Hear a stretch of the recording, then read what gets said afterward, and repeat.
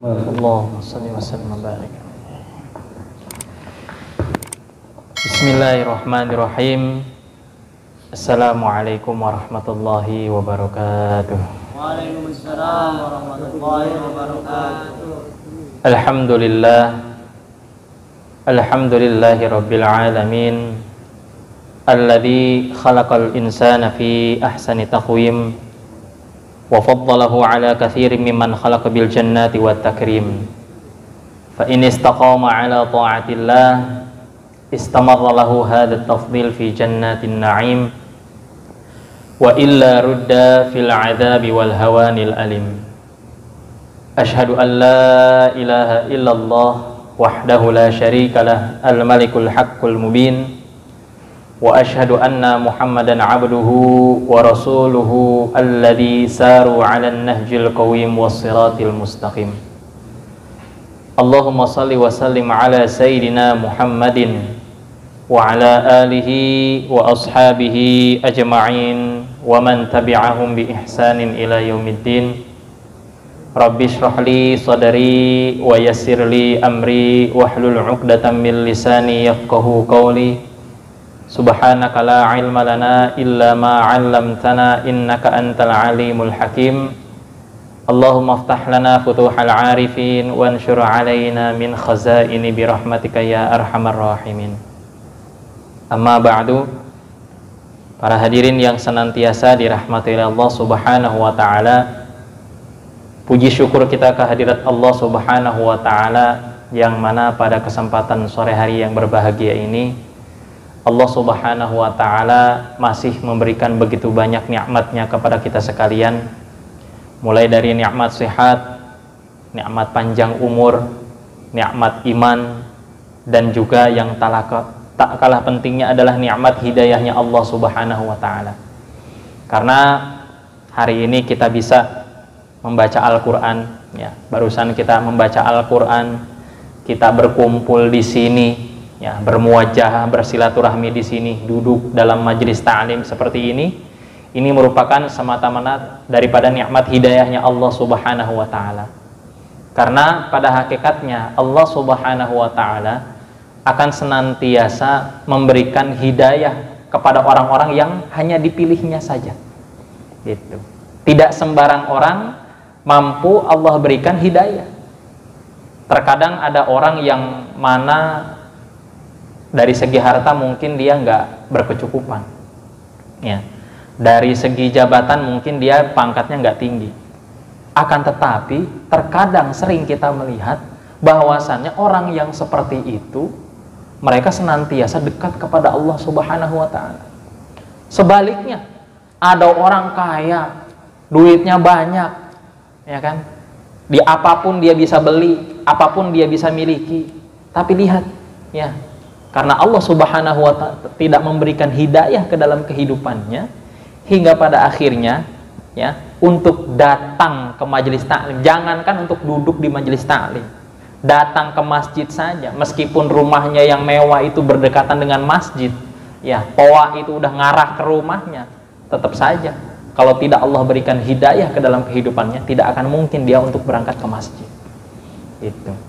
Maka hadirin yang sama-sama dirahmati Allah Subhanahu wa ta'ala, penting sekali bagi kita, yang paling utama adalah mensyukuri nikmat hidayahnya Allah Subhanahu wa ta'ala. Karena hari ini kita bisa beribadah kepada Allah, ya, itu merupakan hidayah dari Allah, panggilan dari Allah Subhanahu wa ta'ala. Bukan karena kesehatan kita, bukan karena banyaknya duit kita, ya, akan tapi itu semata-mata nikmat hidayahnya Allah Subhanahu wa ta'ala. Ya, tadi sempat saya melihat banyak orang yang pulang dari selesai pekerjaannya. Akan tetapi karena Allah Subhanahu wa ta'ala tidak memberikan hidayah, ya, kepada mereka, hingga pada akhirnya yang bisa duduk di majelis taklim ini hanya orang-orang pilihan saja, gitu. Makanya kita bersyukur telah Allah pilih yang mana keuntungannya ketika kita duduk di majelis taklim seperti ini sangat dahsyat sekali, ya. Pernah ada sabda Rasulullah SAW yang mana beliau pernah bersabda, majtama'a qaumun fi baitin min buyutillah yatluna kitaballah wa yatadarasunahu bainahum illa nazalat alaihimus sakinah.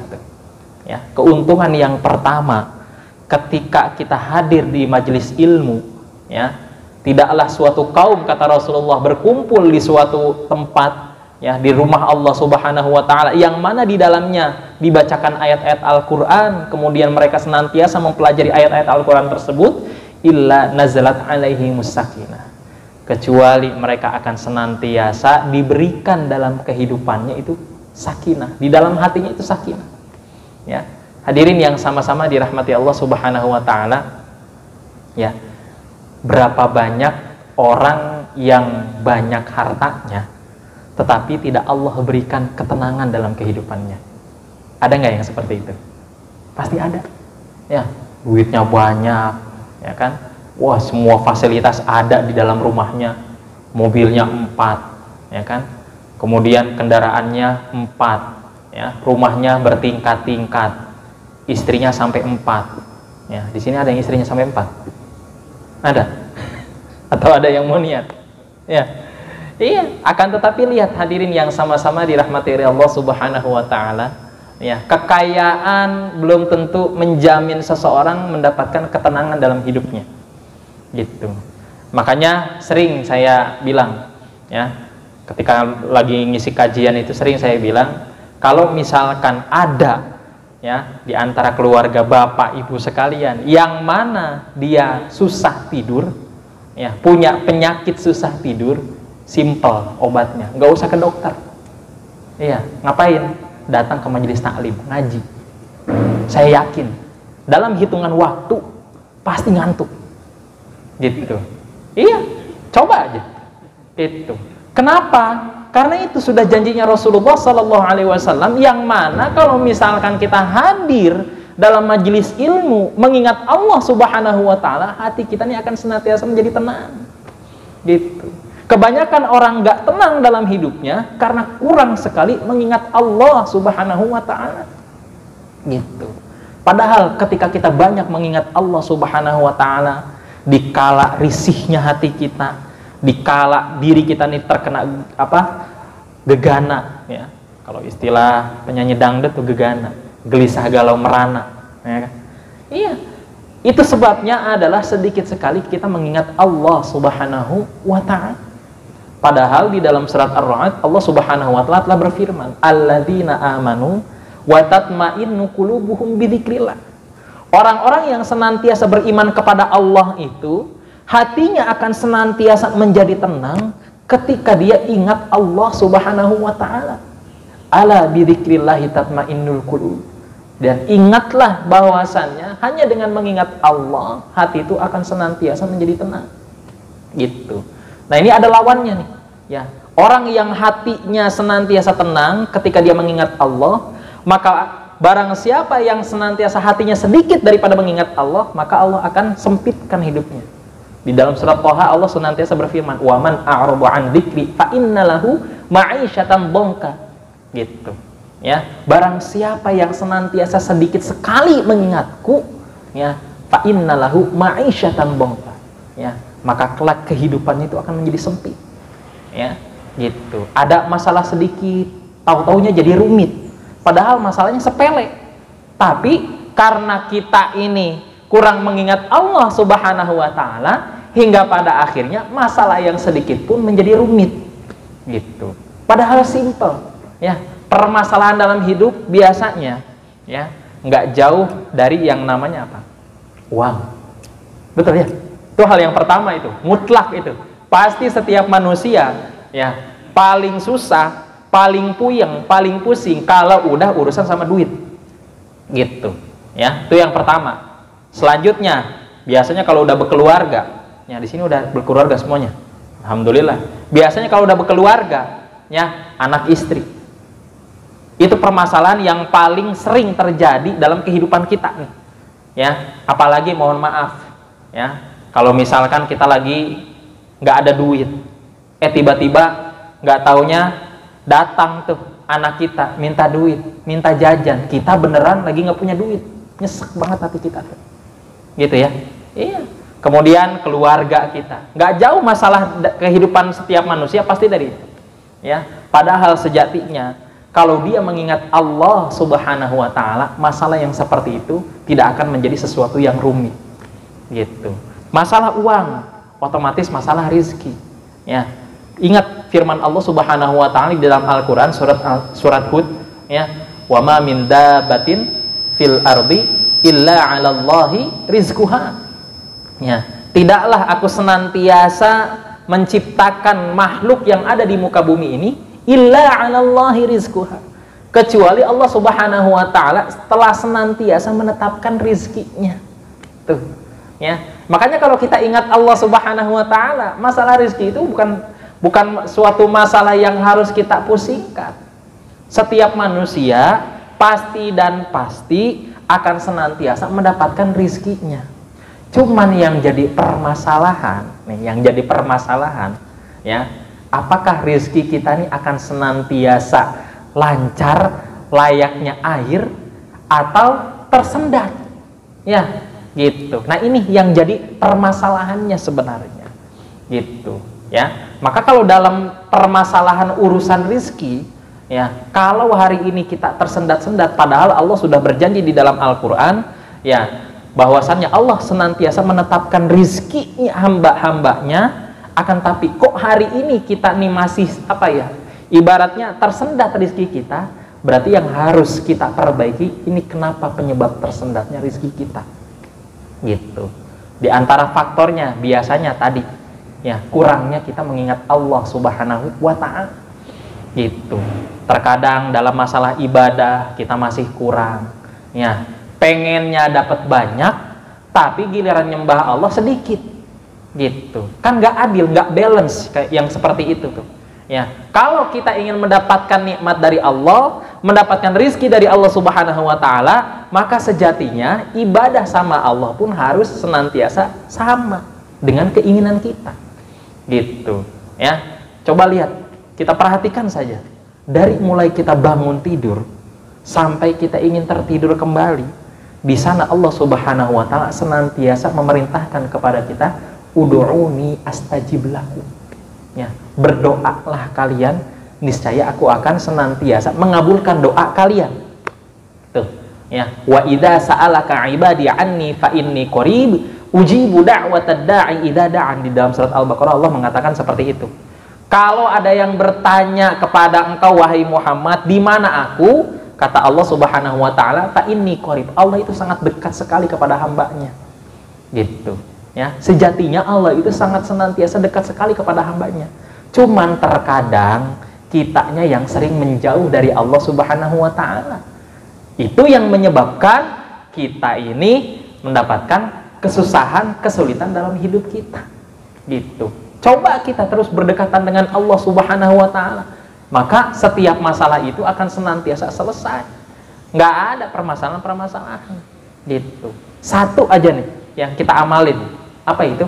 Istighfar, ya. Masya Allah, istighfar itu akan senantiasa menjadi menjadi solusi yang hebat dalam hidup kita, ya. Mungkin kalimatnya remeh, astagfirullahaladzim, astagfirullahaladzim, akan tapi yang jadi permasalahan, kita udah sering istighfar, betul nggak? Habis salat kita sering istighfar, ya. Kadang kalau melihat sesuatu kita sering istighfar, ya kan? Ya, ngelihat yang bening-bening lewat istighfar, meskipun nanti diliatin lagi, gitu ya. Iya, gitu. Akan tapi kok kayaknya istighfar kita ini nggak berefek dalam hidup kita, gitu. Nah, mungkin cara istighfar kita belum sebagaimana Rasulullah SAW, gitu. Padahal sebagaimana sabda Rasulullah, man lazimal istighfar, ya, ja'alallah min kulli dhaikin makhraja, ya. Barang siapa yang senantiasa melazimkan daripada istighfar, maka Allah Subhanahu wa ta'ala akan menjadikan dhaikin makhraja, setiap kesempitan dalam hidupnya makhraja, jalan keluar, gitu. Jujur saya pernah praktekkan, ya. Saya udah sering mempraktekkan, kalau ada masalah apapun banyakin istighfar, gitu. Karena itu sudah janjinya Rasulullah. Dan juga, ya, di dalam surat Nuh ayat 9 sampai 12 itu Allah berfirman seperti itu, faqultu astaghfiru rabbakum innahu kana ghaffara Yursilis samaa 'alaikum midrara. Ya, lihat ya, ketika kita melazimkan istighfar, ya, maka lihat ya, Allah itu punya sifat Ghaffar dan juga Ghafir. Nah, ini berbeda nih. Para ahli tafsir mengatakan bahwasannya kalau Ghaffar, Allah Subhanahu wa taala akan senantiasa mengampuni dosa-dosa hambanya dari segi kualitasnya. Ya, dari segi kualitasnya. Apapun dosa kita, seberat apapun dosa kita, Allah itu Ghaffar, Maha Pengampun. Kalau Ghafir, ya, Ghafir di sini adalah Allah Subhanahu wa taala mengampuni segala dosa hamba-hambanya dari segi kuantitasnya. Ya, kalau Ghaffar dari segi kualitasnya, kalau Ghafir dari segi kuantitasnya. Sebanyak apapun dosa kita di hadapan Allah Subhanahu wa taala, ketika kita melazimkan istighfar kepada Allah Subhanahu wa taala, ya, maka Allah Subhanahu wa taala akan senantiasa memberikan manfaat-manfaat dari istighfarnya itu. Gitu. Dan istighfar yang paling mujarab, yang paling nikmat itu biasanya wabil asharihum yastaghfirun. Ya. Ketika waktu sahur, ya, kalau waktu sahur itu berarti kisaran dari 10 sampai 15 menit sebelum azan subuh, gitu. Coba deh lazimin istighfar, ya. Ketika kita melazimkan istighfar kepada Allah, mohon ampunan kepada Allah, ingat kepada Allah Subhanahu wa taala, kita ini akan senantiasa mendapatkan yang namanya ketenangan jiwa, gitu. Hingga pada akhirnya ketika kita berdoa kepada Allah Subhanahu wa taala, tuh yang tadi penyumbat-penyumbat yang tadi tuh, yang mananya harusnya rizki kita tuh lancar, ya, selayaknya air mengalir, ya. Ketika kita melazimkan istighfar kepada Allah Subhanahu wa taala, mendekatkan diri kepada Allah Subhanahu wa taala, maka insya Allah hati kita ini akan senantiasa menjadi tenang, rizki kita ini akan senantiasa mendapatkan kelancaran, gitu. Banyak hari ini orang yang menganggap, ya, ingin mendapatkan ketenangan jiwa, mereka pergi ke tempat-tempat wisata, ya, healing istilahnya tuh, ya kan, healing, jalan-jalan.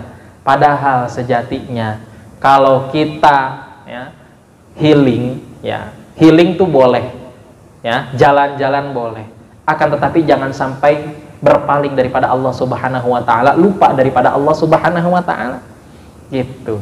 Ya, kebanyakan orang kalau sudah jalan-jalan, apa yang terjadi? Lupa sama Allah Subhanahu wa taala, gitu. Contoh misalkan tadinya pengen apa? Refreshing, ya kan? Pengen refreshing, pergi ke puncak. Nggak taunya sampai di puncak, apa yang terjadi? Macet. Ya, udah macet, banyak kempes, bocor. Yang tadinya pengen apa? Mendapatkan ketenangan jiwa, ya, ketenangan hati, hingga pada akhirnya apa yang terjadi? Ya, makin mumet hatinya, gitu. Makanya simple. Kalau kita ingin mendapatkan ketenangan jiwa di dalam kehidupan kita, ketenangan hati di dalam kehidupan kita, maka kita harus senantiasa banyak-banyak mengingat Allah Subhanahu wa ta'ala. Di antaranya itu dengan duduk di majelis ta'lim, dengan banyak mengingat Allah Subhanahu wa ta'ala. Kemudian selanjutnya, keuntungannya orang yang senantiasa hadir dalam majelis ilmu seperti ini, ya, selain mendapatkan sakinah, maka wa ghasyiyatuhumur rahmah. Kita ini akan senantiasa dicucuri kasih sayangnya Allah Subhanahu wa taala. Tuh, ya, udah mendapatkan ketenangan jiwa, ketenangan hati, ya kan? Gitu. Yang tadinya kita punya banyak mikir utang, ya. Ini saya yakin nih, udah duduk di sini, ngaji di sini, lupa tuh sama utang. Ya, iya, gitu. Mendapatkan ketenangan jiwa. Di samping itu, wa ghasyiyatuhumur rahmah. Allah Subhanahu wa taala akan senantiasa memberikan kasih sayangnya kepada hamba-hambanya yang banyak mengingat Allah Subhanahu wa taala. Tuh. Di antara kasih sayangnya Allah Subhanahu wa taala apa? Mudah untuk ibadah. Itu di antaranya tuh. Ya, makanya kalau hari ini kita mudah untuk beribadah, ya, ketika ada panggilan seruan azan kita mudah datang ke masjid, mudah untuk melaksanakan ibadah kepada Allah, mudah untuk berbagi, bersedekah, maka itu adalah kasih sayangnya Allah Subhanahu wa taala. Enggak semua orang bisa seperti itu. Gitu. Ya, padahal sebenarnya kasih sayangnya Allah Subhanahu wa taala itu luar biasa sekali. Gitu. Makanya jangan sampai disalahartikan, ya. Terkadang mohon maaf, banyak orang yang memberikan salah paham bahwasannya Allah ketika memberikan kasih sayangnya kepada hambanya dengan dimudahkan keduniaannya, gitu. Ada yang beranggapan seperti itu, ya. Wah, dia bisa mendapatkan ini, mendapatkan itu. Oh, dia udah mendapatkan kasih sayangnya Allah Subhanahu wa taala. Padahal enggak.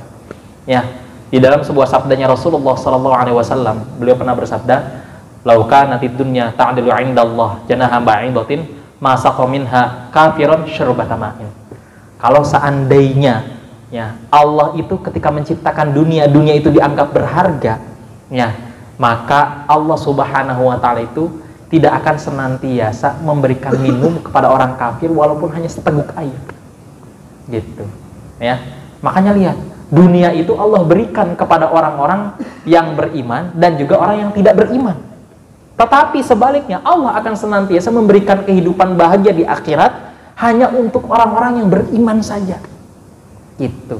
Makanya ya, pilih nih ya, mau kita menjadi orang yang sengsara di dunia atau bahagia di akhirat, atau kita mau jadi orang yang sengsara di akhirat, bahagia di dunia. Nggak ada pilihan ketiga. Pilih mana kita? Nah, kalau disuruh milih, ya kan? Iya. Jadi seperti itu. Padahal sejatinya ya, kita ini Allah ciptakan untuk akhirat. Ya. Allah sudah senantiasa menggambarkan di dalam Al-Qur'an, walal akhiratu khairu wa abqa. Ya, Allah itu menciptakan akhirat itu lebih baik, wa abqa, dan kekal abadi selama-lamanya, gitu. Makanya sebenarnya bagi orang-orang yang beriman kepada Allah Subhanahu wa taala, dia akan senantiasa menjadikan keduniaannya untuk persiapan menuju akhiratnya, gitu. Ya, dia bekerja di dunia ini, ya, dia berusaha, berikhtiar di dunia ini, tujuan utamanya adalah untuk mendapatkan kebaikan-kebaikan, mendapatkan kasih sayangnya Allah Subhanahu wa taala di akhirat kelak, gitu. Karena apa? Kita meyakini bahwasannya ada kehidupan setelah kehidupan di dunia ini, gitu. Yang mana Allah Subhanahu wa taala menciptakan kita. Di dalam surat Al-Mulk Allah berfirman, "Alladzi khalaqal mauta wal hayata liyabluwakum ayyukum ahsanu amala." Ya, Allah itu menciptakan kematian dan menciptakan kehidupan, liyabluwakum ayyukum ahsanu amala. Tujuan utamanya adalah supaya kita mendapatkan predikat orang-orang yang baik amalnya, gitu. Karena nanti ketika di akhirat Allah itu nggak bakal nanya, ya, cantik atau enggak istri kita. Ya, Allah nggak bakal nanya berapa banyak uang yang ada di dalam ATM kita, ya, di dalam rekening kita, nggak nanya. Tapi Allah Subhanahu wa taala akan senantiasa bertanya bagaimana iman kita, ya, baik itu iman kita kepada Allah Subhanahu wa taala, beriman kepada Rasulullah sallallahu alaihi wasallam, beriman kepada Al-Qur'an dan lain sebagainya. Itu yang akan senantiasa ditanya, gitu, ya. Makanya orang-orang yang senantiasa beriman kepada Allah, dia akan senantiasa menjadikan dunia ini itu sebagai landasan untuk kehidupan kebaikan yang nanti yang ada di akhirat, gitu. Orientasinya adalah untuk akhirat, gitu. Dia kerja, ya, niatnya untuk ibadah kepada Allah Subhanahu wa taala. Makanya kalau kita berangkat kerja nih, jangan sampai salah niat. Ya, iya, kebanyakan, mohon maaf, banyak orang yang bekerja itu tujuan utamanya adalah untuk mendapatkan duit, mendapatkan uang, ya, memperkaya diri. Padahal sejatinya kalau niatnya ibadah kepada Allah Subhanahu wa taala, maka Allah Subhanahu wa taala akan senantiasa memberikan ganjaran dari ibadahnya tersebut, gitu. Kita berangkat dari rumah kita, ya, baca doa. Apa doanya? Keluar rumah, bismillahi tawakkaltu 'ala Allah la haula wala quwata illa billah. Tuh langkah pertama kita jalan, ya. Sampai di tempat kerja kita niat, ya Allah, saya niat kerja ini untuk menunggu waktu duhur. Lihat, as-salatu 'ala salawati as-salawatul khamsu wa salatul khamsi mukaffaratun. Di antara sholat 5 waktu dengan waktu yang lainnya, kalau kita niatnya menunggu sholat, maka mukaffaratun, ada pengampunan dosa di dalam waktunya itu. Tuh, ya, iya, kita niat kerja itu untuk menunggu daripada waktu sholat duhur, ya, daripada waktu kita kosong, waktu kita luang, maka kita gunakan aktivitas kita untuk menunggu waktunya sholat. Gitu. Ketika panggilan sholat datang, Allahu Akbar, ya. Orang-orang yang senantiasa beriman kepada Allah, apa? Di antara ciri orang yang beriman kepada Allah, di dalam surat Al-Anfal ayat 2 Allah berfirman, "Innamal mu'minuna alladzina idza dzukirallahu wajilat qulubuhum."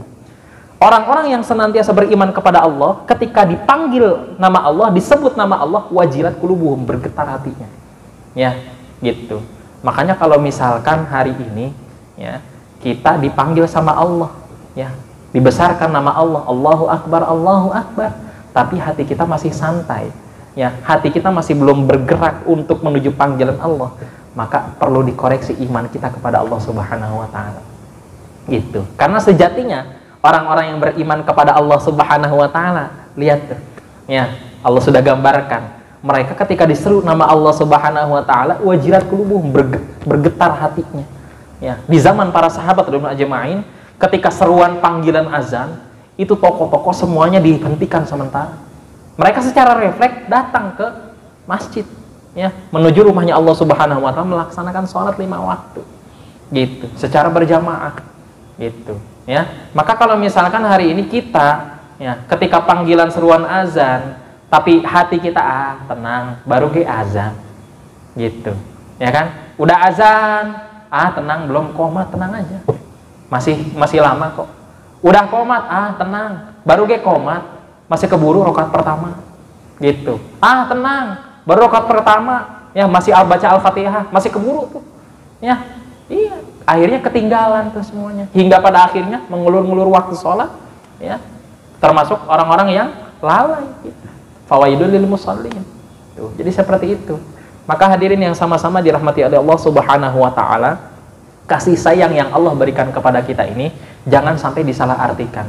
Bahwasanya kasih sayang Allah Subhanahu wa Ta'ala diberikan hamba-hambanya adalah ketika ia dimudahkan untuk mengingat Allah Subhanahu wa Ta'ala, dimudahkan untuk beribadah kepada Allah Subhanahu wa Ta'ala.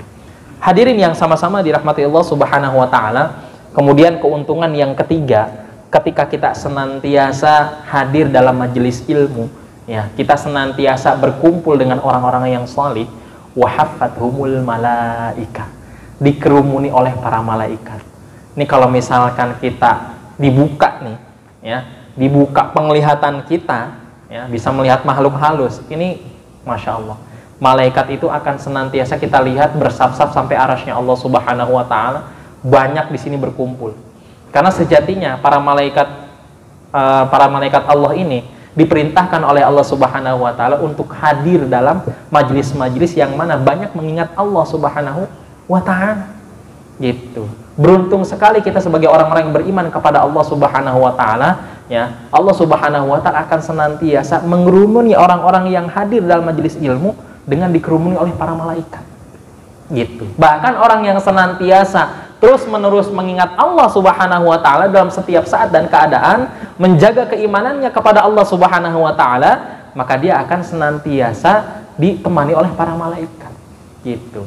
Makanya tadi, orang-orang yang beriman kepada Allah tidak akan pernah merasa khawatir dalam kehidupan di dunia ini, gitu.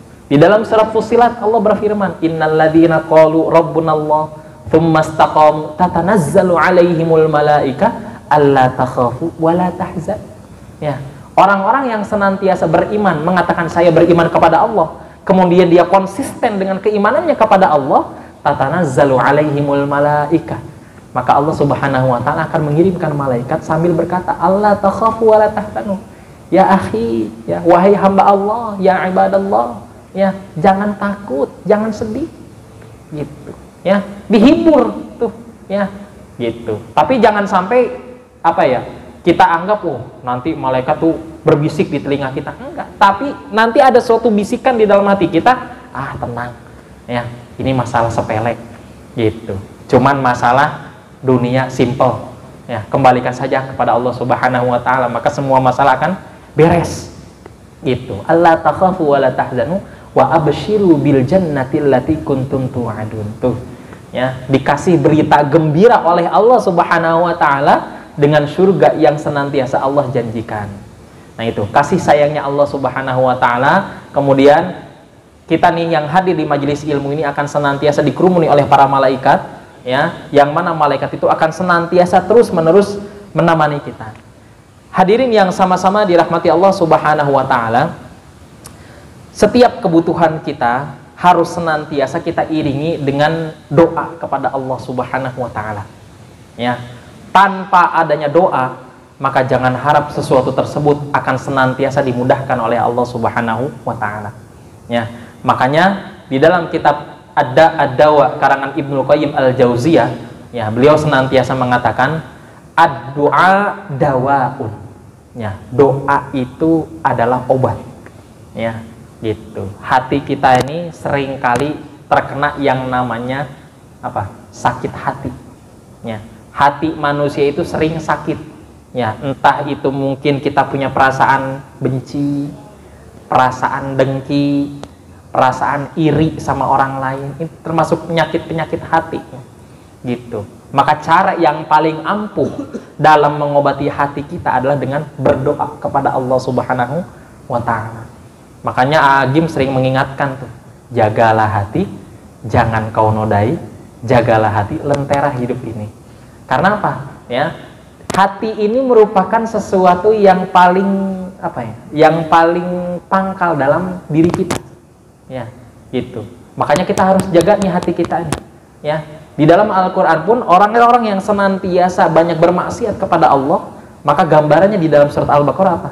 Khatamallahu ala qulubihim wa ala sam'ihim wa ala absarihim ghishawah. Ya, kenapa Allah Subhanahu wa taala lebih mendahulukan kalimat qulub, qalbun, hati? Ya, Allah mengunci mati hati mereka. Karena Allah tahu yang menjadi inti dari manusia itu adalah hatinya, gitu. Ya, makanya kita harus senantiasa menjaga hati kita nih.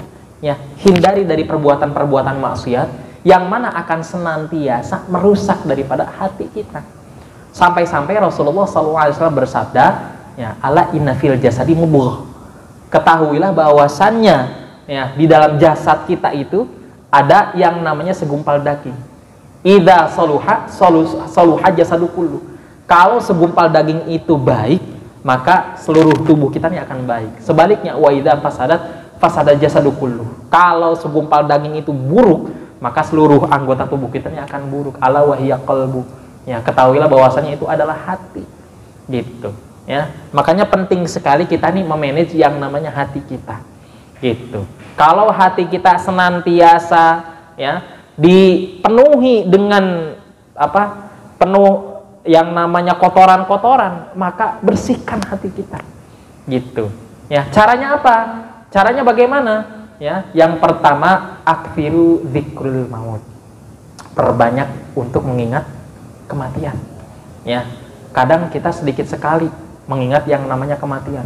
Sampai-sampai ulama itu mengatakan kafa bil mauti wa'idhan. Cukuplah kematian itu menjadikan pelajaran dalam kehidupan kita. Ya, kita mungkin sering kali melihat orang-orang yang mati, orang-orang yang meninggal, orang-orang yang wafat. Pertanyaannya, apakah itu kita jadikan pelajaran atau hanya sekedar cuman apa sebuah kejadian musibah saja? Gitu. Padahal sejatinya kematian itu merupakan pelajaran dalam kehidupan kita. Setiap dari kita pasti akan mengalami yang namanya kematian. Gitu. Maka penting sekali kita ini senantiasa banyak mengingat kematian dalam kehidupan kita. Dan banyak sekali keuntungan-keuntungannya. Ya, ketika kita banyak mengingat akan kematian, maka kita akan senantiasa diberikan kekuatan untuk ibadah kepada Allah. Ya, kemudian juga ketika kita senantiasa mengingat akan kematian, maka kita pun akan senantiasa lebih bersemangat untuk melakukan amal soleh. Gitu. Karena kita tahu bekal yang paling abadi itu, bekal yang akan senantiasa kita bawa itu adalah amal soleh. Makanya kaitannya kalimat di dalam Al-Quran, setiap ada kalimat amanu, pasti di situnya ada kalimat amilus sholihat. Lihat aja, ya, innalladzina amanu wa amilus sholihat. Ya, gitu. Kaitannya ketika ada kalimat amanu, pasti di sana ada kalimat amilus sholihat. Karena sejatinya hanya orang-orang yang beriman kepada Allah yang mana mereka akan senantiasa mampu mengerjakan amal soleh. Udah azan? Oh, kirain sudah azan. Ya. Baik hadirin yang sama-sama dirahmati oleh Allah Subhanahu wa taala. Ya. Nah, ini kembali lagi berdoa. berdoa itu adalah merupakan obat penawar yang paling utama di dalam hati kita. Ya, di samping itu, baginda Rasulullah SAW menyatakan, ad-du'a'u silahul mu'min. Doa itu merupakan senjatanya bagi orang-orang yang beriman. Ya, jadi doa itu adalah senjata paling utama bagi orang-orang yang beriman kepada Allah Subhanahu wa Ta'ala. Makanya kalau kita punya kebutuhan apapun, jangan lepas dari yang namanya doa. Gitu. Kita hanya bisa berharap, tapi iringi harapan itu dengan doa.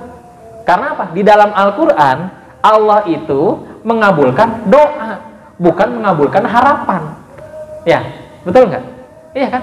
Di dalam Al-Quran itu Allah senantiasa mengabulkan daripada doa. Ud'uni astajib lakum. Gitu. Wa idza sa'alaka ibadi anni fa inni qarib ujibu da'watad da'i idza da'an. Ya. Jadi seperti itu konsepnya. Allah Subhanahu wa Ta'ala akan senantiasa mengabulkan daripada doa-doa kita. Gitu. Makanya kenapa penting sekali kita banyak berdoa kepada Allah Subhanahu wa Ta'ala, karena apa? Doa itu merupakan senjata bagi orang-orang yang beriman kepada Allah Subhanahu wa Ta'ala. Gitu. Sampai-sampai sholat itu, ya, kalau kita pelajari makna daripada sholat itu secara bahasa adalah as-sholatu huwa ad-du'a. Sholat itu merupakan doa kepada Allah Subhanahu wa Ta'ala. Makanya mulai dari takbir sampai salam, di sana penuh dengan yang namanya doa. Gitu. Ada doa iftitah, ya kan? Ada doa duduk di antara dua sujud, ada doa sujud, ada doa kemudian kunut, doa i'tidal, semuanya doa. Ya, dalam kehidupan kita mulai dari bangun tidur sampai tidur kembali penuh dengan doa kepada Allah Subhanahu wa Ta'ala. Gitu. Ya, kembali lagi konsepnya, ya, ketika kita banyak berdoa kepada Allah, secara tidak langsung pun kita akan banyak mengingat Allah Subhanahu wa Ta'ala. Dan ketika kita banyak mengingat Allah Subhanahu wa Ta'ala, kembali lagi tadi ke pertama konsepnya, maka hati kita pun akan senantiasa menjadi tenang. Makanya biasanya orang yang gelisah, orang yang banyak galau dalam kehidupannya, mungkin sedikit sekali berdoa kepada Allah Subhanahu wa Ta'ala. Gitu. Ya, kita sering mungkin diajarin doa-doa tuh. Apalagi kalau misalkan hati kita nih lagi galau, ya, apa doanya? Ya muqallibal qulub, tsabbit qalbi ala dinik wa ala ta'ati. Tuh. Ya Allah yang membolak-balikan hati, kekalkanlah hatiku ini supaya senantiasa taat kepadamu dan senantiasa beribadah kepadamu. Gitu. Ya, kalau misalkan kita ini lagi sedih, diajarin tuh doanya sama Rasulullah. Allahumma inni a'udzubika minal hammi wal hazan wa a'udzubika minal ajzi wal kasal wa a'udzubika minal jubni wal bukhl wa a'udzubika min ghalabatid daini wa qahrijal. Tuh Masya Allah. Secara tidak langsung kalau kita doa itu luar biasa. Dihindarkan dari yang namanya kesedihan, ya, kemudian dihindari dari rasa takut, ya, kemudian kalau kita punya utang, ya, maka Allah akan senantiasa berikan jalan untuk melunasi daripada utang kita. Tuh, ya, doa. Makanya doa itu silahul mukmin, ya, doa itu menjadi senjata utama bagi orang yang beriman. Wa imaduddin, dan juga tiangnya agama, ya, karena seperti halnya sholat, karena sholat itu imaduddin, tiangnya agama, maka doa pun menjadi tiangnya agama. Wa nurus samawati wal ard, dan menjadi cahaya yang senantiasa menerangi kita baik di langit maupun di bumi. Hadirin yang sama-sama dirahmati oleh Allah Subhanahu wa Ta'ala, maka inti kajian daripada sore hari ini adalah senantiasa harus kita banyak mengingat Allah Subhanahu wa Ta'ala. Karena kalau kita senantiasa banyak mengingat Allah Subhanahu wa Ta'ala, maka di samping Allah pun akan mengingat kita, maka kita pun akan senantiasa mendapatkan ketenangan dalam hidup. Ya, hari ini berapa banyak orang yang ingin mencari ketenangan hidup, mereka pergi ke tempat-tempat tempat-tempat yang indah, ya, tamasya kemana-mana, ya, jalan-jalan kemana-mana, ya, akan tapi padahal simple, ingin mendapatkan ketenangan cukup datang ke masjid, ingat Allah Subhanahu wa Ta'ala, baca Al-Quran, pelajari Al-Quran, maka insya Allah hati kita akan senantiasa menjadi tenang. Hadirin yang sama-sama dirahmati Allah Subhanahu wa Ta'ala, demikianlah kajian sore pada hari ini. Mudah-mudahan Allah Subhanahu wa Ta'ala senantiasa terus-menerus memberikan ketenangannya dalam hidup kita. Allah Subhanahu wa Ta'ala senantiasa memberikan kemudahan dalam urusan-urusan kita, dan mudah-mudahan kita berdoa kepada Allah Subhanahu wa taala, mudah-mudahan Allah Subhanahu wa taala senantiasa menjadikan keluarga kita keluarga yang sakinah mawaddah warahmah, yang senantiasa mendapatkan ridho daripada Allah Subhanahu wa taala. Ala hadhihi niyyah wa likulli niyatin shalihah bi barakati al-Fatihah.